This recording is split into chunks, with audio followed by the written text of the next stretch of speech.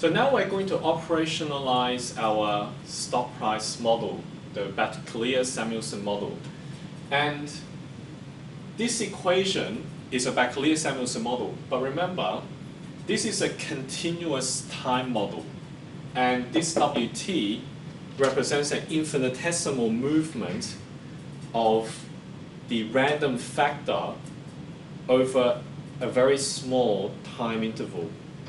In such cases, we're going to have to break this down into some workable time steps. And in our case, we're going to break it down to monthly time steps.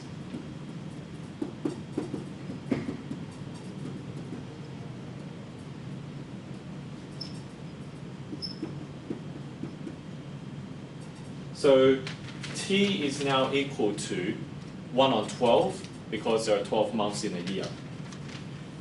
The operationalized equation becomes this.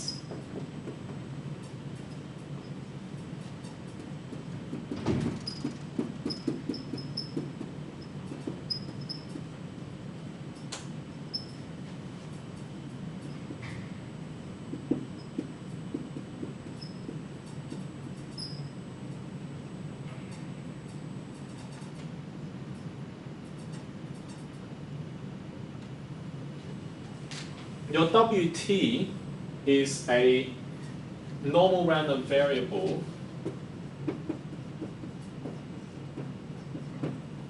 with no drift, and the volatility is the time. Oh, actually no, the variance is the time and the volatility is square root of time. So that's why you have 1 on, this is actually WT. It is 1 on square root of 12 multiplied by a standard normal random variable. And your drift coefficient, at every time step, it's going to increase at this rate scaled by the monthly time step. Simulation is actually not hard, because what you're doing is, once you define this equation, this is a constant and it's always going to apply for each time step. The only thing we've got to deal with is when we generate a normal random variable, we've got to incorporate it into this diffusion coefficient component. And we are told that the following numerical, random numbers have been generated, but these numbers are generated from a uniform norm 1.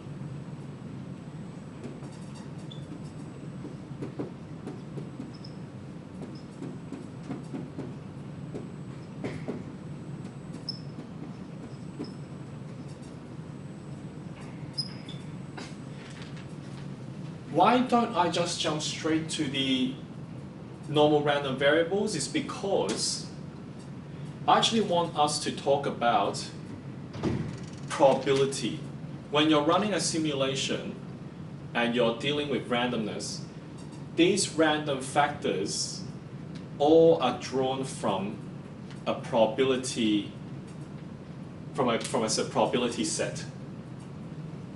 So if you generate a number which is uniform between 0 to 1, you could say that's pure randomness, because it is perfectly likely that something can be between 0 to 1, and these represent, maybe if it's close to 0, an extremely unlikely event, and a number which drawn from this is closer, this distribution is close to 1, represents an event that occurred which is very, very likely to occur.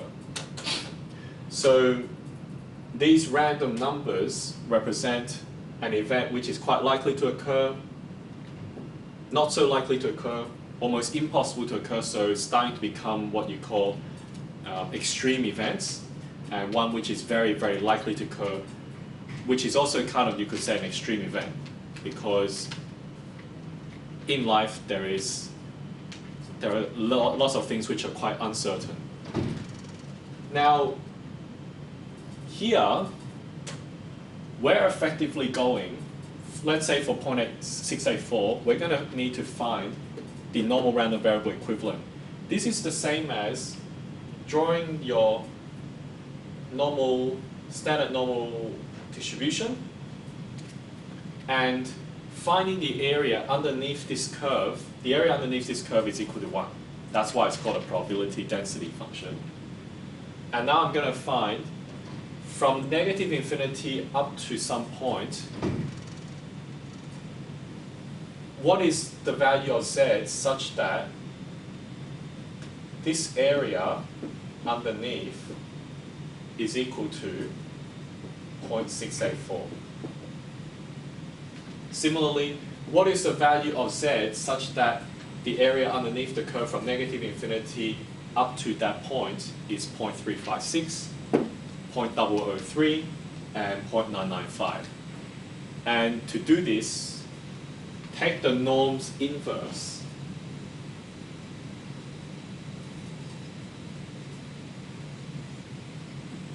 If you're using Excel, and you will get, and I need to refer to this, I can't remember these numbers off the top of my head.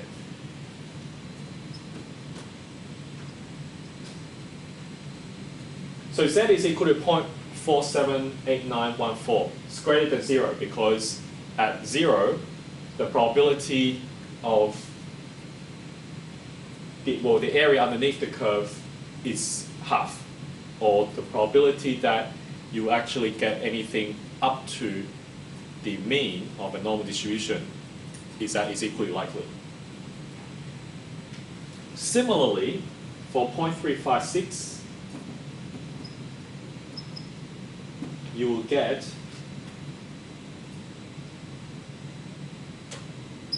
minus 0.36917. You can have, remember, the normal random variable can take anything from negative infinity to infinity.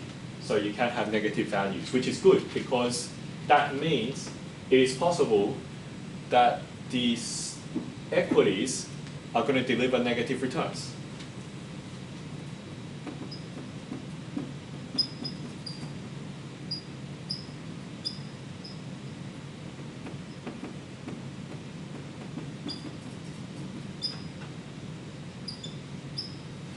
And here we have those extremely unlikely events, or the extreme events where it delivers significantly negative outcomes and a significantly positive outcome.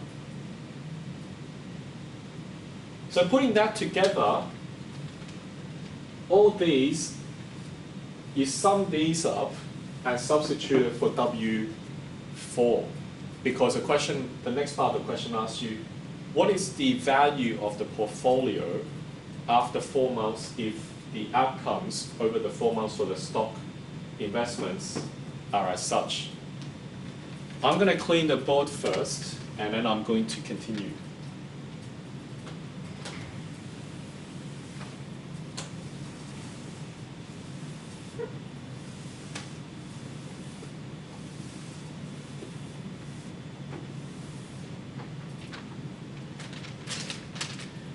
So you can write P5, well P4,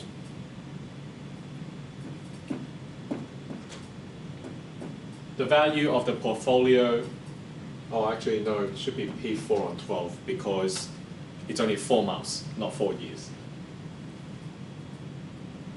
There's $50,000 on both bonds and the stock price. So that's what we're looking for though. What's the price of the bond after 4 months and what's the price of this equity investment after 4 months?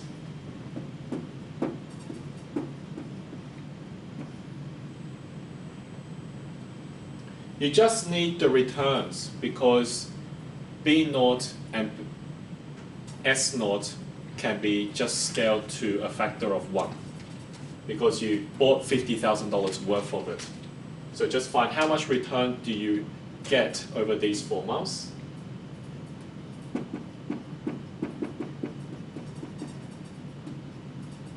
So the bond price is just, the bond returns is just 2.5% scaled to 4 months, and the equity return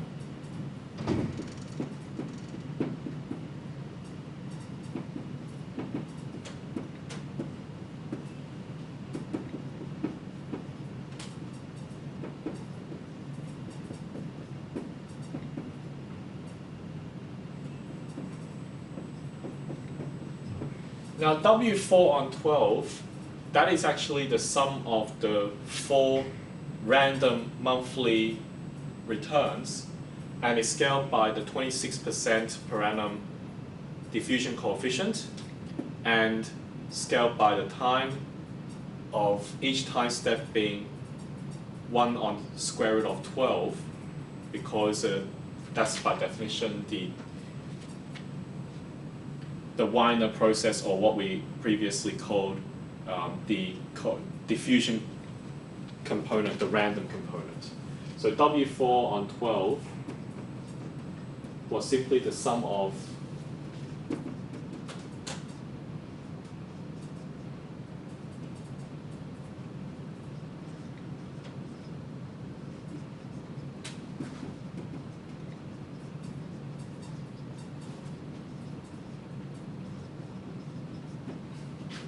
this step of computing the z-scores from a normal distribution is where a lot of people can make careless calculation errors. So try and avoid that in the exam. 5 decimal places should be sufficient when you're referring to the normal tables and doing calculations for this part.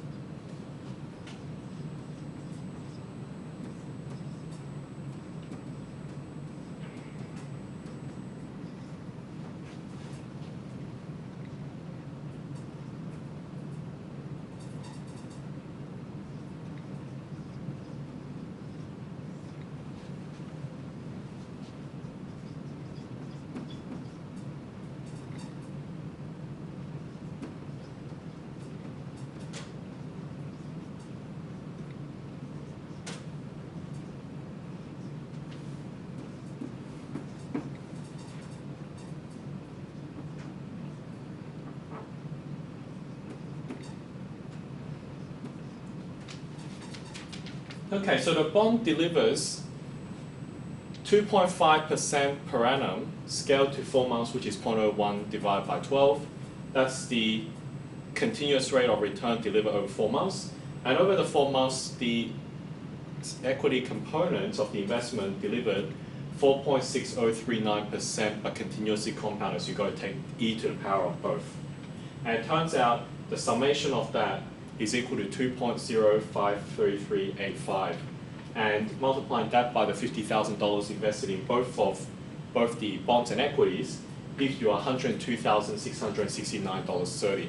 So over that 4-month period, the investment grew by 2.6693%. Once you have run your simulations, you can analyze them. The good news is that you have done something like this already in the earlier weeks. The simulated data is just data, and you analyze them accordingly. So the approach is to compute the descriptive statistics, which includes the mean, standard deviation, skewness, and kurtosis. Next, plot your outcomes on a frequency histogram and study its shape. Pay particular attention to the tails, especially related to the negative cases, since those are generally what you need to take precautions against. It is what can hurt your company or yourself as an individual that you need to take precautions against. If you have excessively positive surprises, of course, those are worth looking into because you want to see how realistic they are and under what circumstances those positive surprises may occur. But it is definitely the negative shocks which you need to be careful about, and you need to spend more time understanding what types of events may lead to such outcomes. You also then need to go back and consider the context. This will be done in terms of looking at the simulated outcomes and asking yourself, do these outcomes seem reasonable? To do that, you look at the past data and consider key periods, or also where there were past significant events. In a case that there was a black swan in the past, look at whether anything of that sort exists in the simulated outcomes. So in other words, are they going to happen based on your simulations? If things like black swan events have occurred before, chances are it is going to happen again, but of course in some other form. So the impact of such an event should be captured in your simulation model. And if it's not, then you may have to think about whether your model does not seem to capture such events correctly, and therefore you may need to be especially cautious about interpreting the data and making decisions according to it. Further on, in terms of the context and the purpose of the simulations and the data, I want to stress that it is the tail distribution that is critical, especially in the case of risk management. As the name suggests, risk management relates to taking actions or precautions against extreme events that may threaten a system, a corporation, or an individual. Thus, look at the simulated outcomes and look at how likely these negative extreme events may occur, and work out what types of things can be done. When you're interpreting the simulated results, it is a good idea to take a more conservative perspective. That is, place more weighting on potential negative outcomes and possibly less weighting on very positive outcomes. Not because you're purposely biasing yourself against the data, but it is probably a more prudent approach. So from here, we're going to depart from the normal distribution in simulations and look for more interesting variations. This is because up to now, we've actually done pretty much the whole procedure of Monte Carlo simulations of various situations.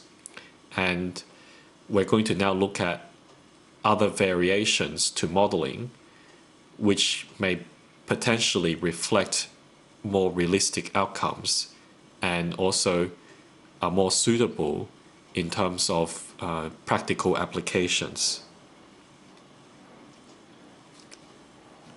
Now, we talked about extreme events and how in some cases in real life they're more likely to occur than we think. So trying to simulate these using some form of normal distribution is not going to work. We have established in our analysis that asset prices do not follow normal distributions, or if they do not have constant volatility over time. And if you have varying volatilities over time, some periods with greater volatility will result in your data showing more extreme returns than what you have expected if you assume the normal distribution has constant volatility. It would understate the tail risks. So one way to simulate this would be to use the empirical distribution made up of the past data. Another name for this is called bootstrapping. Bootstrapping assumes that the past distribution is going to prevail into the future. The advantage of this method is that any significantly volatile movements in the past may be captured, and the simulated results may reflect it.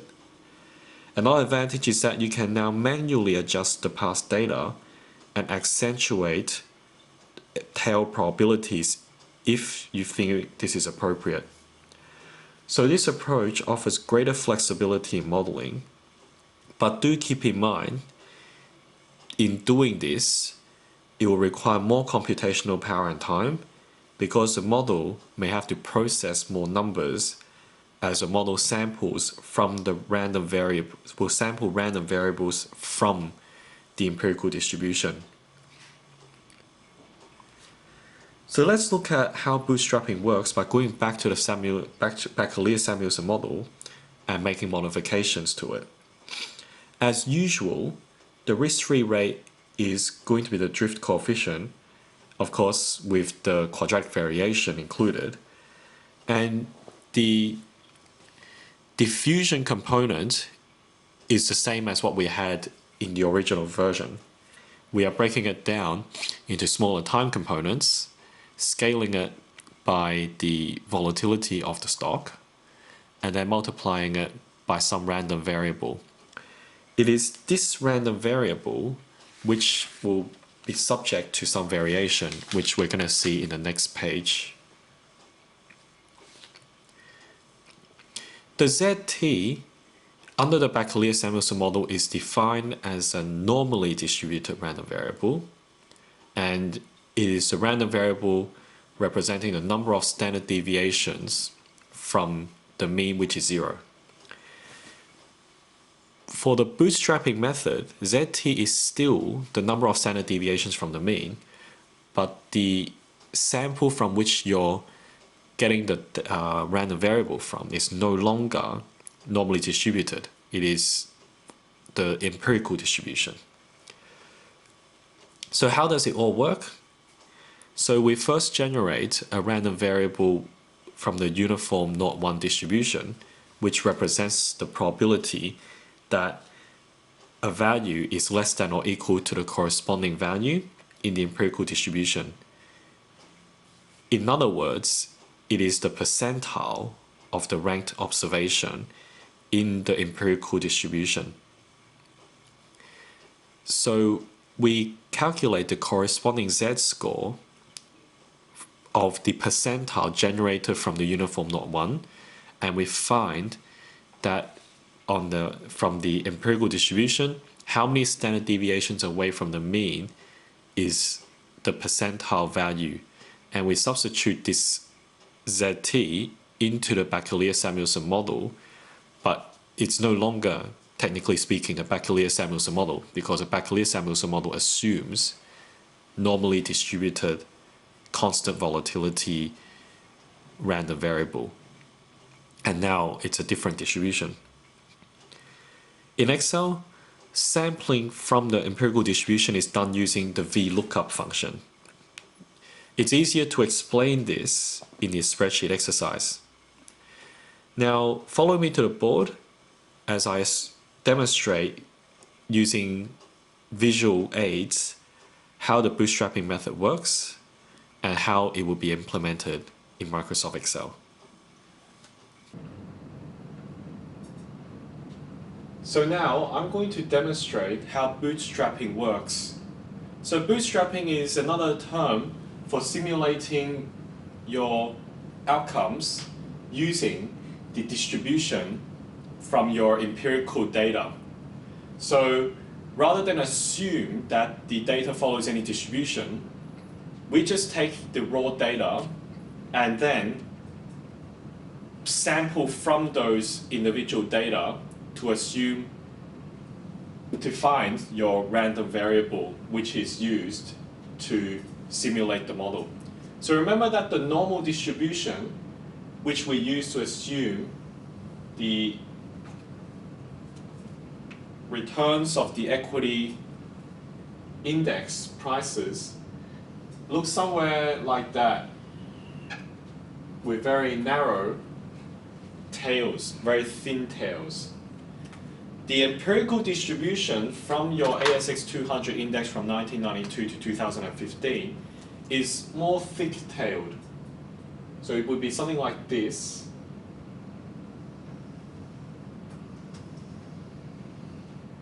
So the outcomes of the extremely small or extremely large returns are more likely than that of the normal. But for the normal, it's more likely that the outcomes are going to be more moderate compared to that of the empirical distribution. In this case, if you sample from the empirical distribution to find ZT, again, it's saying how many standard deviations away from the mean is it, such that, let's say you have generated a random variable between 0 to 1, your probability is, say, 0.72. So what that's saying is, find the area underneath this curve such that the value from negative infinity up to ZT, this area is equal to 0.72. You can do that using a VLOOKUP method, and you look up the array of values representing the ordered observations of the returns from your empirical distribution. You'll actually get to see that from the empirical random number generator worksheet. So this is how we get the ZT using the bootstrapping method. So you should now gather that for the stock price simulation, the only difference using bootstrapping is where the ZT comes from. And in this case, it comes from the empirical distribution.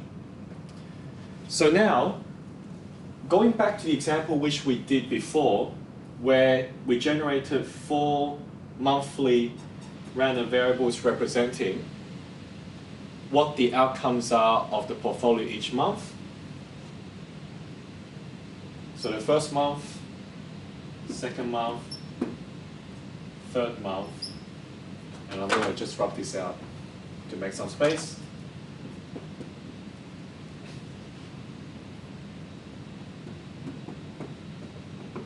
The uniform random variables were as follows.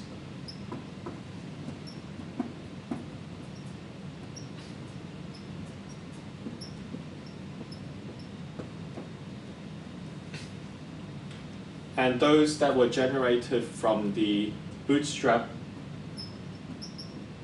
method are as follows.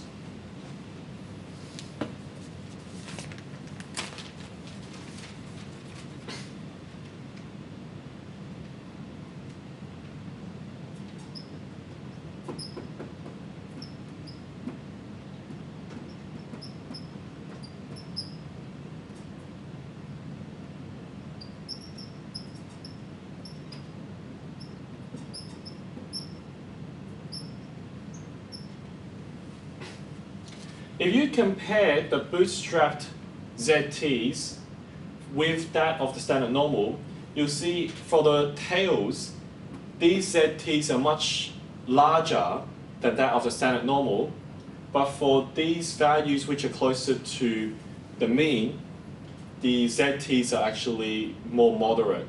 So what the standard normal does in this case is it overestimates the more moderate returns, but underestimates the significance or the severity or the size of the more extreme outcomes. So we're going to now apply these bootstrapped returns into calculating how much the equity price index actually delivered over these 4 months. So we go back to the equation which we had up here.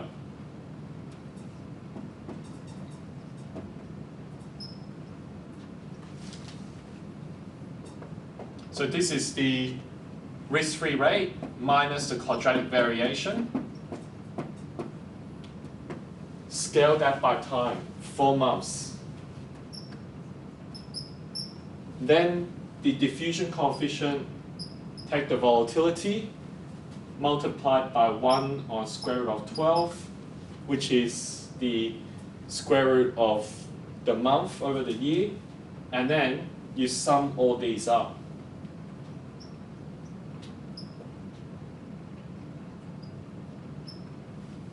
So you sum up these ZTs for those 4 months. And you should get the following.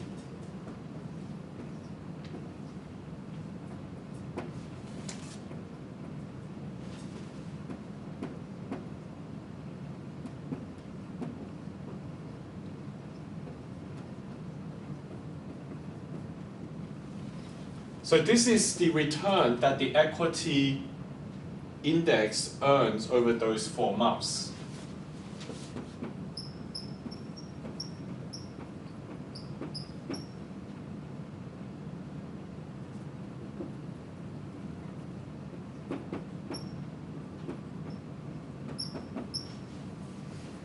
So over the 4 months, in a standard normal case, the equity earned 5.73% continuously compounded. But in this case, with a more extreme set of outcomes, the equity index earned 8.57% over this period, continuously compounded. So the portfolio itself, the value, 50,000 was invested in bonds, and that earned a fixed rate of 2.5% per annum over 4 months, continuously compounded, plus the equity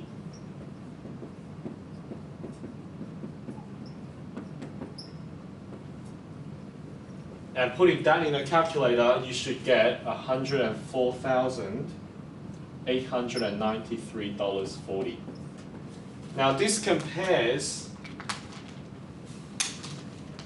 to the normal case, the standard normal distribution, where the portfolio was $102,669.30.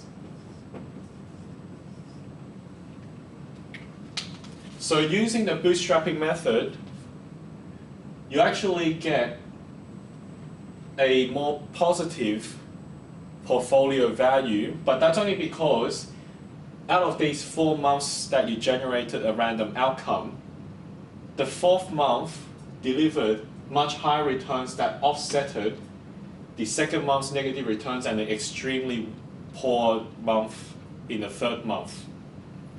If you have a very large sample that you're simulating, in this case, you actually end up seeing more of these significantly negative and significantly positive outcomes.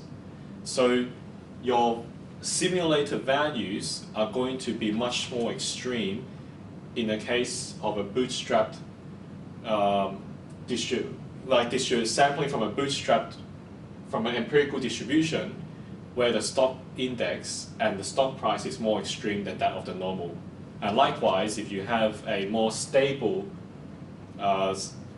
asset price history than the normal, then the simulated portfolio amounts are going to be much more moderate than that of the normal.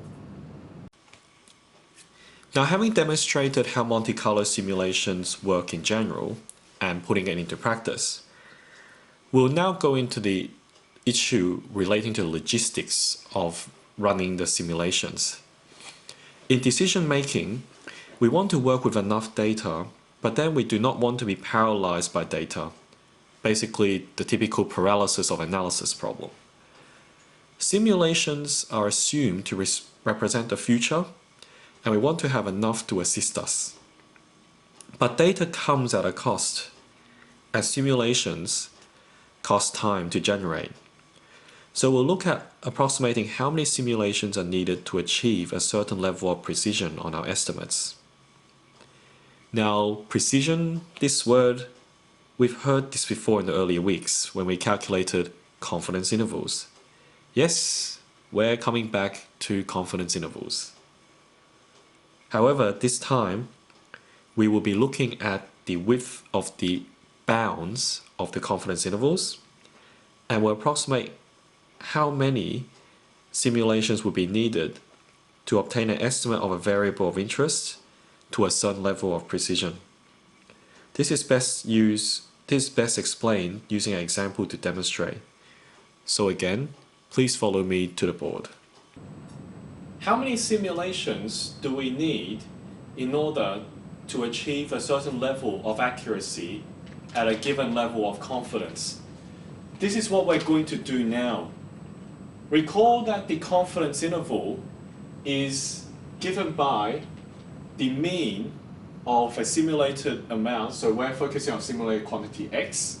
We want to find the mean of the simulated quantity of x. So that is out of out of n number of simulations, the average of x is, of course, x divided by n.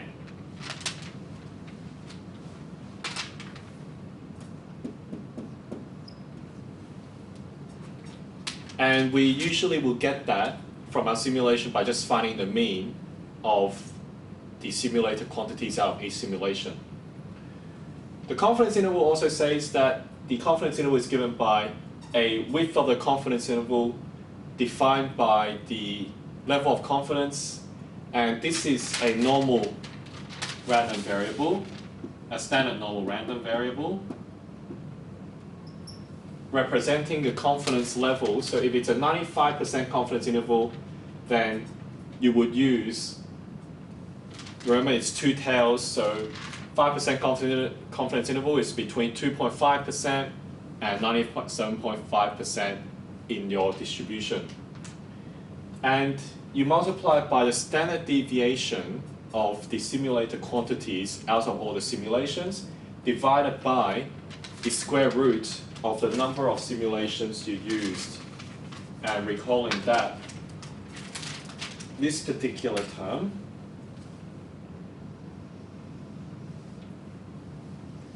is a standard error.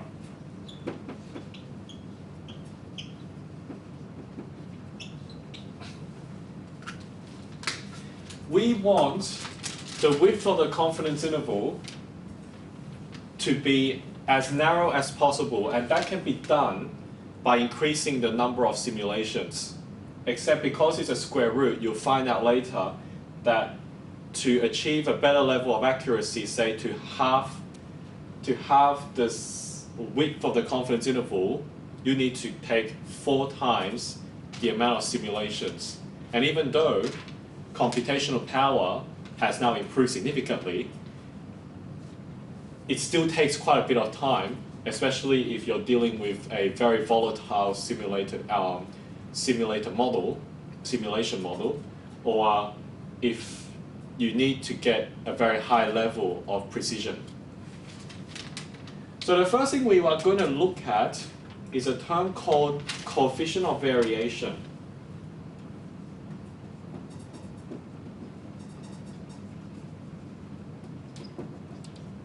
Coefficient of variation is simply the proportion of the standard deviation with respect to the mean.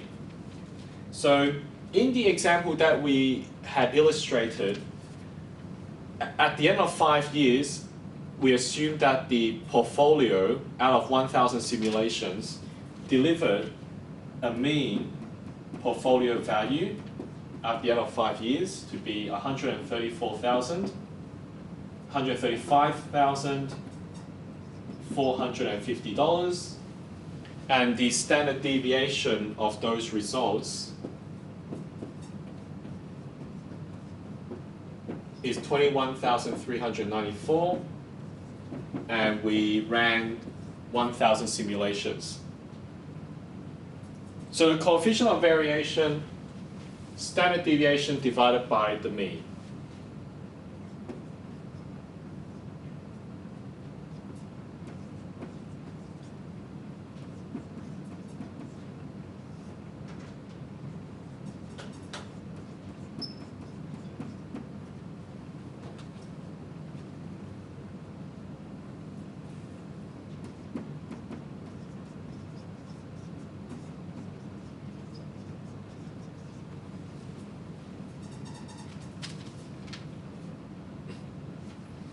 So you can run it, you can put the number in the calculator, and you'll be able to find that it's approximately 15.7%, which is actually quite significant, since well, for 1,000 simulations, there is still quite a significant width for your values of your simulated quantity to actually fall.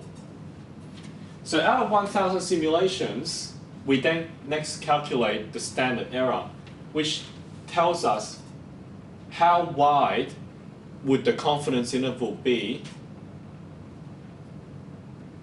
as a proportion to the level of confidence we'd like to have in our simulations. So the standard error, that's just a standard deviation divided by square root of number of simulations.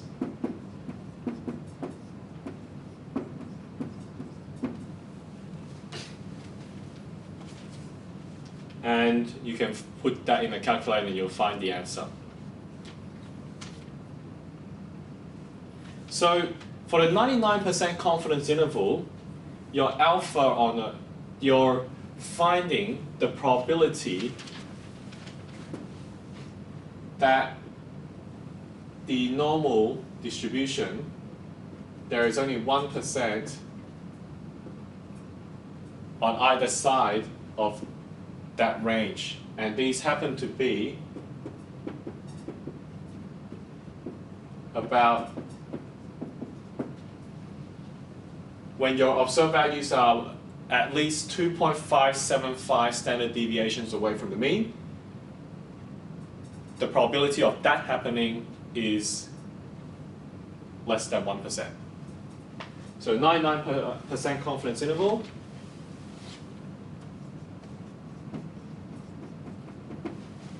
is this.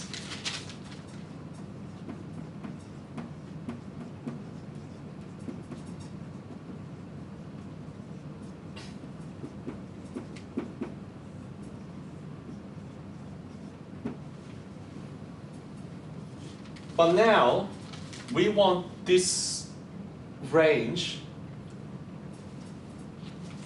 on either side to be at most 1% relative to the mean. So in other words, we want the estimates. So this is the mean.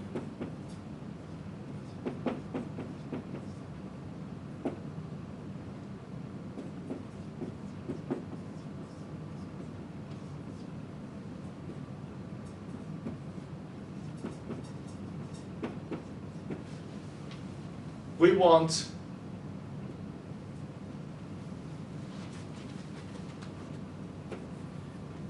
the difference between here and here to be $1,354.50.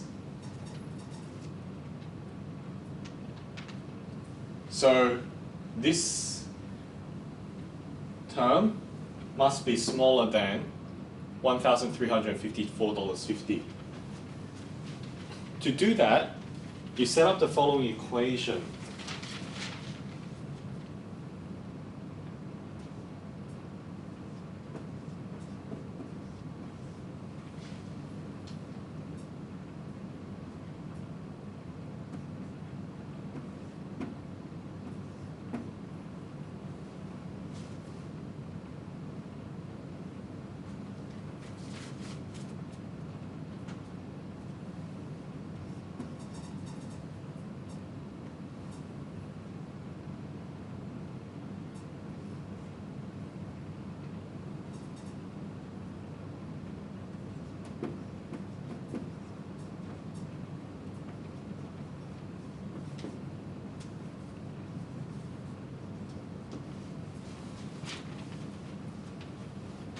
So the width of the confidence interval must be smaller than, on both sides, the summation of that bit and that bit is equal to 1%. And doing some algebra, you'll find this.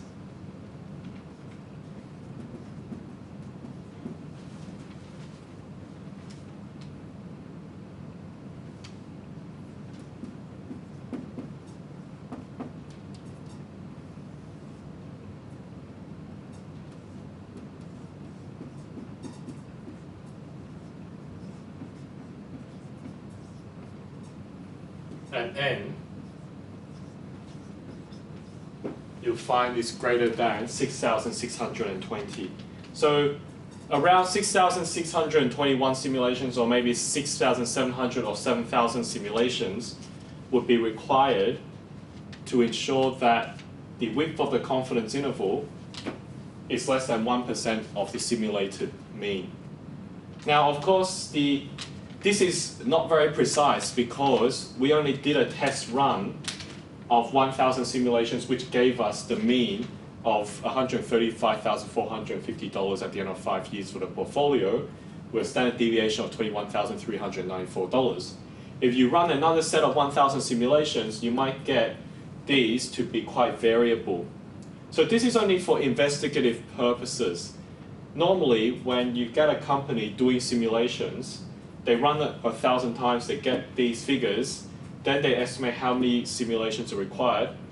Then they might actually use maybe 10,000 simulations just to be on the safe side, given that if this increases in the next set of 1,000 and this decreases relative, then n would be much larger, right?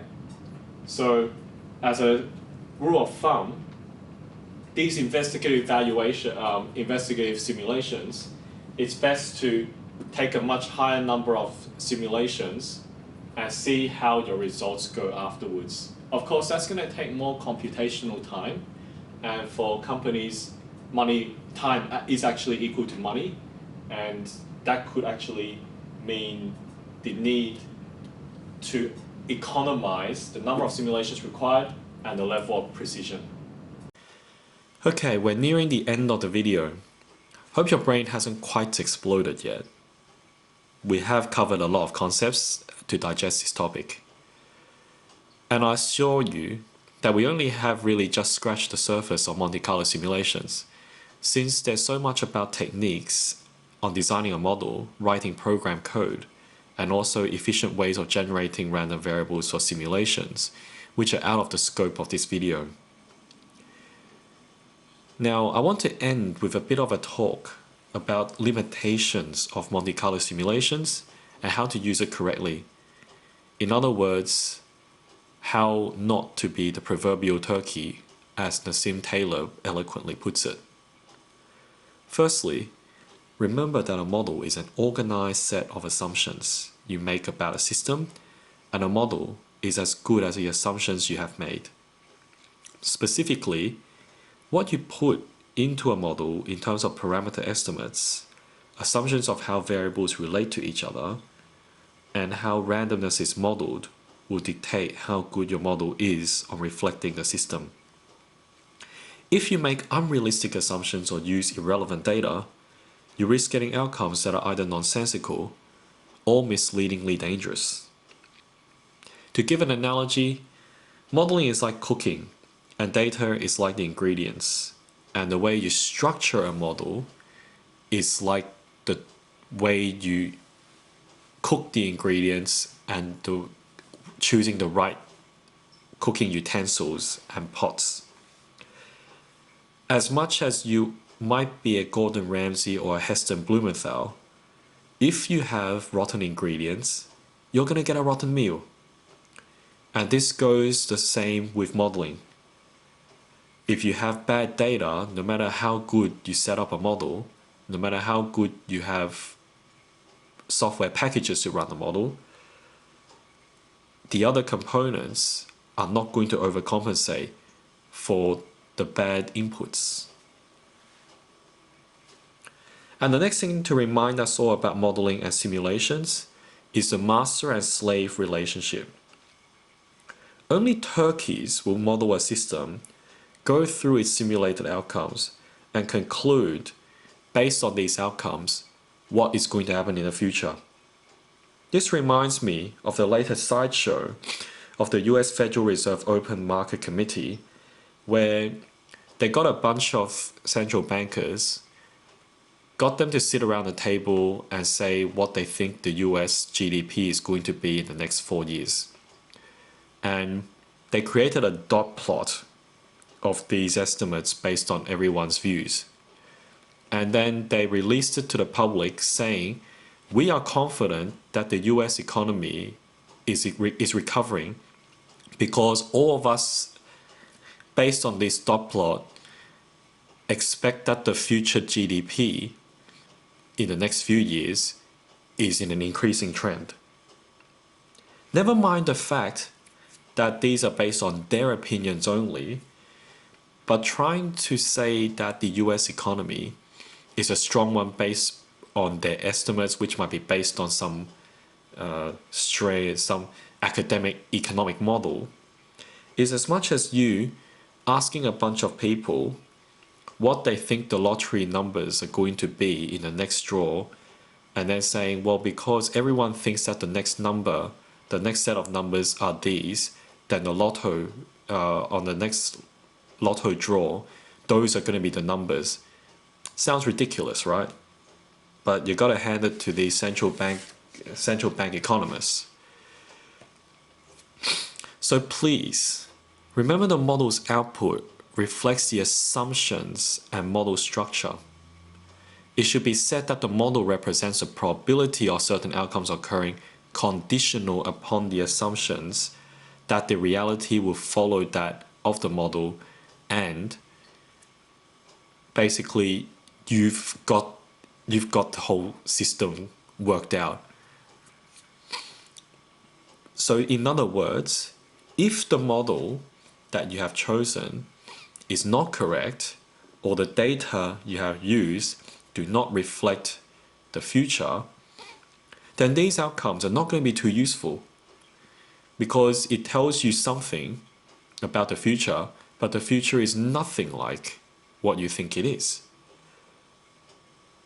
Please remember this, because if you use a model and run it, and you make your decisions purely based on the data, that's as good as the Frankenstein story, or that of the US Federal Reserve Open Market Committee. And finally, pay attention to what you think you're looking for in the distribution of outcomes you have simulated. If you expect that there will be thick tails from the simulation, from the system, because they are open to large shocks, if your simulations do not show any resemblance of thick tails, you should blame the model, and you should also blame yourself, because there is something that you have not captured in the design of your model. It would be ridiculous to say, well, the model says that there's no thick tails, so therefore we don't need to worry about the future events being extreme, either on the negative side or the positive side.